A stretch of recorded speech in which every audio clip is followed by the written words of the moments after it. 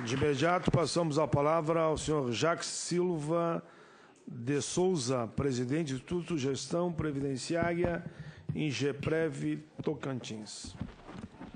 Senhor presidente, senador Paulo Paim, senhores senadores, senador Donizete, que também representa o nosso estado do Tocantins aqui no Senado, componente da mesa, senhores, senhoras, senhores e senhoras da imprensa.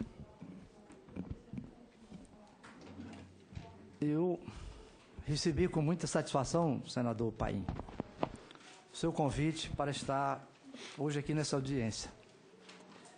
Até porque, com isso, eu mato um pouco da saudade de 20 anos atrás, quando aqui estive e participei de várias reuniões nessa sala, substituindo o senador Irã Saraiva, nomeado ministro do Tribunal de Contas. Vossa Excelência, na época, desempenhava também o papel de deputado federal. Me lembro das suas lutas em defesa dos grandes temas nacionais, notadamente a melhoria do salário mínimo. Vossa Excelência, na época, lutava pelo salário de $100. Graças a Deus, hoje, nós temos um salário... Chegou a 350, com a subida do dólar baixou para 300, mas é bem melhor do que os 60 da época, né? Sem dúvida. Serei breve, até porque o meu improviso já está um pouco desgastado. Trouxe algumas transparências, mas eu gostaria de iniciar a minha fala falando um pouco do que encontramos lá no Tocantins com relação ao nosso instituto. Doutora Cláudia, me parece que saiu, né? Eu queria perguntá-la se tem notícia do Ingeprev, porque, a exemplo do Postales, lá também é caso de polícia. Aliás, já está até na polícia. Tenho informações que a Polícia Federal, em 2 pontas, já investiga aquele instituto. O que encontramos foi uma desorganização total. Fundos, aplicações em fundos, sem nenhum critério. E aí, senador, aquela sua fala encaixa perfeitamente no que nós estamos presenciando e vivenciando lá. Nós estamos fechando uma sindicância. Eu sou egresso do Tribunal de Contas da União, sou auditor, e tem aquela mania de fazer auditoria, sindicância, etc., tomada de conta especial. Estamos fechando uma tomada de conta, aliás, uma sindicância, naturalmente, para repassar aos órgãos encarregados da investigação propriamente dita, para que realmente apure os fatos que ali ocorreram. Vamos aí para a primeira... Bom, isso aí não vem bem o caso. Bom, o que encontramos lá? No início, repasse das contribuições do Estado. O Estado, desde agosto de 2014, que não vinha repassando as contribuições tanto patronais quanto dos servidores para o Ingeprev. E isso causou um déficit, uma dívida, em torno de 160 milhões. O Estado, em razão disso, e da falta da política de investimento, que não estava aprovada, do desajuste dos termos de conduta que não cumpriram, nós ficamos sem a nossa CRP. Isso foi uma luta tremenda para que a gente conseguisse recuperar a certidão, nossa certidão de regularidade previdenciária, sem a qual, naturalmente, o governo do Estado, que já encontrou uma situação complicada, dívida de todos os feitios, e ainda sem a CRP, naturalmente impedido de conseguir as chamadas transferências voluntárias. Felizmente, conseguimos. A situação melhorou um pouco em razão a isso, mas nós estamos realmente muito preocupados com essa questão da própria CRP, que nós estamos sustentados por uma liminar. eliminar, como os juristas aí entendem bem, pode cair a qualquer hora. Por que que perdemos a CRP? Por desenquadramento de fundos. Vamos passar para frente? Aqui? Sim. Bom, essa é a composição da nossa carteira. O nosso fundo, o nosso instituto é novo, temos poucos anos, né? Portanto, temos poucos recursos. Temos aí 1 bilhão e qualquer coisa no Banco do Brasil, 200 e poucos aí no Pactual, Caixa Econômica, 600 e poucos milhões, títulos, 400 e poucos, né? No BRB também um pouco, e em fundos sem liquidez, 1 bilhão e 200 em número redondo. Tudo bem? Vamos para frente? Aqui. Isso aí. Vocês foram apagar? Né? Me ajude que eu não sou afeito. Aqui, essa flechinha. Esses aí são os gerentes da nossa carteira. Aqui na frente, né? Não tem muito... Aqui, ó, flechinha para cá. Isso é ótimo. É aqui. Quando nós assumimos... Aliás, quando o governo passado assumiu, encontrou na nossa carteira lá, em torno de 2 bilhões. Dinheiro aplicado. Banco do Brasil, Caixa Econômica, Bradesco, Santander, Itaú, esses bancos bons. Praticamente não existiam aplicações em fundos. E todas essas aplicações, de zero, como os entendidos entendem, ou seja, sem carência. O que fizeram aqueles gestores? Tiraram todo aquele dinheiro, rodaram toda a nossa carteira, venderam os títulos públicos, resgataram dos bancos que tinham e aplicaram nesses fundos. Vejam lá, Patriarca, Varejo, Totem, Oboé, todos nesses fundos. Fundos que sequer estavam cadastrados regularmente lá no IGPREV. Aplicaram na varejo. Tudo bem. Então, movimentaram toda a carteira e aplicaram nesses fundos que os senhores estão vendo aí. E o que é pior? Com carência. E aqui eu vou repetir uma frase de um ministro que não foi muito, por assim dizer, com relação ao Tocantins, né? Ele disse a perder de vista. Aqui as carências estão a perder de vista. Se eu quisesse resgatar, eu não posso. Tem até para 1.050. A partir de 2050, a partir de 2018, 2024. E o que é pior, colocaram taxa de saída altíssima. Chega a 35%. Mas mesmo assim eu fiquei na dúvida. Eu resgato isso agora, pagando 35%? Ou corre o risco de lá em 2030 não encontrar nem o endereço do fundo? Mas acontece que não tem liquidez. Então a gente fica realmente num beco sem saída. Então o que nós estamos fazendo? Levantando tudo isso, vendo os ativos desses fundos, né? Isso aí é a continuação. Veja que resgataram todos. Sacaram do Banco do Brasil. Vou ver aí, num dia só, 100 milhões sacaram para aplicar em um fundo chamado Classic. Esse Classic, daqui a pouco eu vou contar, é o início da história Porcão. Tudo bem. Esse fundo aplicaram com 180 dias. Com 180 dias, fechou o fundo, já teria, segundo a precificação, 105 milhões. Daí em seguida, passar para outro fundo, que seria, me parece, BSB1. Só que ficou 60 dias, esse fundo, não chegou lá, saiu daqui, não se sabe em que conta ficou. Então a coisa era fácil. Era fácil, e chegava-se lá no IGPREV, 100 milhões, olha, tem muitos fundos aí, 50 milhões, né? Mais 5 minutos. Então, vou passar. Fundos desenquadrados. Esse é um dos grandes problemas que nós estamos tendo.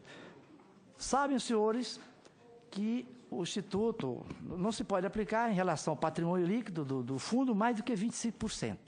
O que fez o GEPREV? Naquele fundo, ele aplicou 100%. Quer dizer, inaugurou o fundo e continua 100%. Como é que eu vou enquadrar esse fundo agora para cumprir, né, a norma do Ministério da Previdência? Ninguém quer aplicar recurso lá. Não tem como resgatar porque não tem dinheiro. Esse EcoRed, aplicaram 100 milhões. Aparece ali 133 porque eles precificam. O que foi isso? Compraram, segundo informações, por 60 milhões, um velho prédio tombado na zona portuária do Rio de Janeiro. Então, teriam aplicado lá 60 milhões. Quer dizer, pegaram 100 do nosso, com 60 eles compraram. Hoje nós temos 77%. Qual que é o projeto? Vai ser revitalizada a zona, aquela zona portuária, eles vão revitalizar o prédio e aí vão alugar sala, naturalmente. E aí o GEPREV vai lá buscar o preço do aluguel. Vejam, senhores, olha a dificuldade. O Vitória Regia, 59%. O Golden Tulip, construção para a Copa, tá, outro 51%, é o Golden Tulip. É um hotel em Minas Gerais, também numa zona velha. O que fizeram lá? Botaram 50 milhões. E o que fizeram os gestores do fundo? Compraram, com o nosso dinheiro, pagaram quartos de hotel. Quartos. Então, 515 mil por um quarto de hotel, stand. E o master 650. Então, compraram quarto de hotel. No dia que esse hotel for construído, nós vamos ver o que é que o GEPREV vai arrecadar com isso. Veja bem, as irresponsabilidades. E nós estamos. Ninguém quer comprar? Esse Trade Bank, esse é famoso por aí. Trade Bank aplicaram 80 milhões. Na última aplicação de 25 milhões, já sabiam que o Banco Central estava dizendo que o fundo ia quebrar, mesmo assim aplicaram. O fundo quebrou. O dinheiro sumiu total. Total. Nós já tivemos um prejuízo de 270 milhões. Subiu total. Nós estamos... E o que é pior, nós estamos enfrentando ações trabalhistas. Botaram o GEPREV como sócio cotista solidário, o fundo quebra, inclusive o do Doleiro e o CEF, o Viaja Brasil, que viajou totalmente, e nós estamos respondendo a ações trabalhistas, porque os funcionários acham o GEPREV como sócio solidário. Veja a dificuldade que nós estamos enfrentando. Bom, aí essa é a carteira. Nesses fundos, nós estamos com 1.176 a valores de dezembro. Fizemos o levantamento desse 1.180 em número redondo, 80 milhões seriam em títulos. Vale dizer, o aproveitável. Só que isso aí eles deixaram, porque os senhores sabem que também os administradores recebem. Então, é da onde eles tiram o recebimento para ir pagando os administradores. Agora, veja bem, olha aí a lista. Fundo sem liquidez e com prováveis prejuízos. Não tem jeito. O que eu faço? Já tentei, já estou dando em cima deles, entrando em ações, nós estamos fechando agora a nossa sindicância, vamos responsabilizar os ex-diretores do GEPREV que fizeram essas aplicações irregulares e vamos partir também para os gestores que contribuíram para isso. Porque era muito fácil. Nós temos um exemplo, adquirir terrenos no Paraná. Para quê? Com as plantas, para fazer galpões para logística de caminhão. Então, para construir aqueles galpões, o caminhão para lá, tudo bem. E colocaram 25 milhões lá e assumiram o compromisso de aplicar mais 15. Recentemente me apareceram lá, o diretor do fundo, com uma conversa bonita, vai e vem, e insinuou que tinha ido lá atrás do compromisso dos 15 milhões. Eu mexi na cadeira, senador Paim, não sou tão mal educado, passei a mão na testa para ver se estava escrito bobo, não é? E descartei eles. Quer dizer, 25 milhões já estão sumidos e eu ainda iria aplicar mais 15 milhões. Nós temos aplicados em florestas de eucalipto, nós temos dinheiro em resort na Bahia, nós temos dinheiro em terrenos queimados, em Rio de Janeiro, Taubaté, projeto de saneamento em Santa Catarina, tudo na planta. Quer dizer, foi isso que fizeram. Um minuto.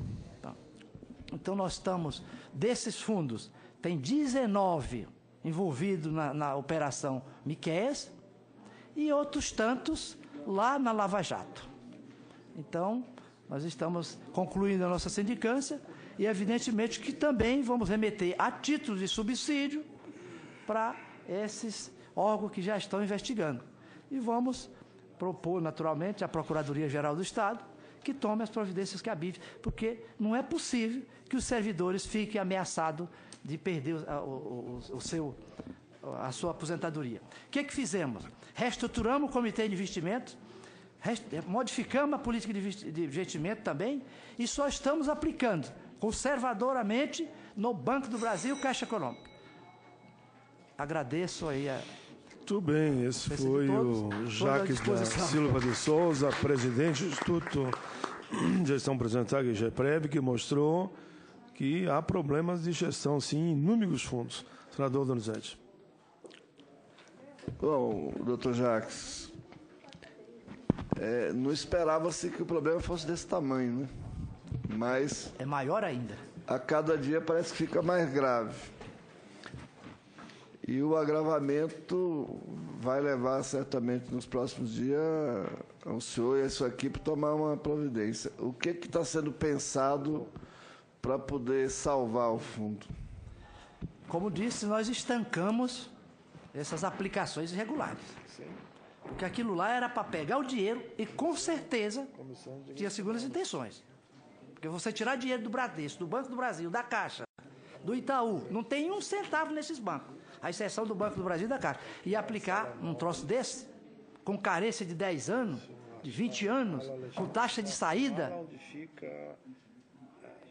Lá no Paraná houve uma fala lá, numa delação, que alguém disse que estaria pagando propina para o pessoal que estava fazendo as aplicações. Eu não posso afirmar isso, mas é muito suspeito, porque o que estamos fazendo? Nós estamos terminando a sindicância, onde o estudo está levantado, e vamos propor as ações para responsabilizar aqueles que deram causa do prejuízo. Bom, mas nesse caso o dinheiro não volta. Possivelmente não. Possivelmente não volta. Os fundos não têm liquidez. Olha aqui, esse quadro eu não coloquei, até porque eu não sou versado nesse... Mas aplicações aqui em 10 fundos, no valor de 464 milhões, prejuízo nesses fundos, só nesses, 263 milhões. Entendeu? O Vitória Régia perdeu 11, o Adveste perdeu 3, o Roma perdeu 14, o Diferencial 64, o Patriarca lá com 50, o Trade Bank 80 milhões e o Viaja Brasil 3 milhões. E eu gostaria de ter apresentado para vocês a engenharia do porcão. Essa foi terrível. Senador Paia, deixa eu mostrar para ele. Não, responda aí, o senador está te perguntando, você responde a ele. Senador, a engenharia. Eu ia chegar aí, esse negócio do porcão. Hoje, nós estamos lá precificados naturalmente com 420 milhões. Mas, na verdade, aplicaram 380 milhões nesse espólio aí de churrascaria e coisa parecida. 380 milhões tirados do Banco do Brasil e dos seus bancos para aplicar nesse troço. Agora, não sei como é que está o porcão aqui. Senador Donizete, eu vou lhe pedir um favor. Eu tenho que atender aqui fora o deputado Pellegrino e outras pessoas que estão me procurando. Se você pudesse presidir, continuando, logo que eu me libero ali, eu volto para cá. O senador Donizete assume a presidência nesse momento para que eu possa atender o deputado Pellegrino. Não, ele vai continuar. Responda para ele. Bom, doutor Jacques, todo mundo aqui que é de Brasília conhece a churrascaria Porcão, né? Então os servidores do Tocantins é dono, não sei do que lá, mas é dono, não é isso, doutor? Certo. E esse porcão começou com esses 100 milhões do Classic. Depois do Classic, foi aquela história, ficou perdido aí no espaço. Aí apareceu 108 milhões no fundo chamado RBS1. Desses 100, já era 108. Aí foi para o Onyx. O Onyx incorporou parte do Fundo Sena 2, que foi aplicado também 150 milhões nesse Fundo Sena 2. A verdade é que, juntando tudo, 380 milhões nós estamos aplicados nesse esquema. Nos ativos iniciais do Classic, constaria a aquisição de uma usina termoelétrica desativada e um frigorífico também, que acho que não está bem das pernas. A usina não foi para frente e o frigorífico, segundo informações, estaria fornecendo carne para uma churrascaria também do grupo lá no Rio de Janeiro. Entendeu? Então essa é a situação, em rápidas palavras, do GEPREV. Uma total irresponsabilidade daquele pessoal fazer um troço desse. Pegar o dinheiro limpo e seco, o que não tiraram dos bancos, aproveitaram as receitas novas, né, e aplicaram. Eu falava no início do nosso parcelamento. Tivemos que fazer um parcelamento de 60 meses, porque encontramos uma dívida, o Estado desde agosto que não repassava. E nós vivemos das contribuições do patronal e dos servidores. O governador Marcelo Miranda determinou que o secretário da Fazenda fizesse todo o esforço para que a gente recuperasse pelo menos a parte dos servidores, já que isso aí é improbidade administrativa, apropriação indébita. Conseguimos receber uns 60 milhões e parcelamos a outra em torno de 140. Só que aí teve um problema. O GEPREV não pode pagar fundo de saúde, né, previdência, aliás, o plano de saúde, um plano. Como o presidente do GEPREV à época era o mesmo responsável pelo plano de saúde lá, e o plano de saúde ia, como de resto outros órgãos ruins das pernas, o que eles fizeram? Pegaram em torno de 50 milhões do GEPREV e empurraram no plano de saúde. O Ministério da Previdência descobriu, pressionou, o que eles fizeram? Dinheiro do Estado, parcelou. Então nós estamos hoje com 2 parcelamentos. Parcelamento está em torno hoje de 45 milhões, mais outro de 100, então nós temos 200 milhões de parcelamento de dívida do Estado para o GEPREV. Funcionários preocupados. Nós, como eu disse, procuramos estancar esse tipo de irregularidade, aplicar em fundo. Embora algum fundo do Banco do Brasil e da Caixa possa não dar aquele rendimento maior, mas pelo menos eu tenho a certeza de que o dinheiro não vai sumir. Porque lá a desculpa deles é que tiraram o dinheiro desses bancos, inclusive do Banco do Brasil, etc., etc., é que esses fundos iriam render mais acima da meta tutorial, etc. O que rendeu? Não rendeu nada. 300 milhões de número redondo já de prejuízo contabilizado e 1 bilhão 180 nessa situação. Com certeza, prejuízo. Então, o que adiantou? Aquela taxa, ou a perspectiva de uma taxa maior. Então, eu sou conservador. Vou pelo Banco do Brasil, pela Caixa, pelo Bradesco, para esses bancos. Vai render menos? Não sei, pode até render mais. Não, vai render mais, doutor Jacques. Entendeu? Certamente que ele não vai perder. Mas, então, eu gostaria muito de agradecer a sua intervenção e a gente passar para frente aqui.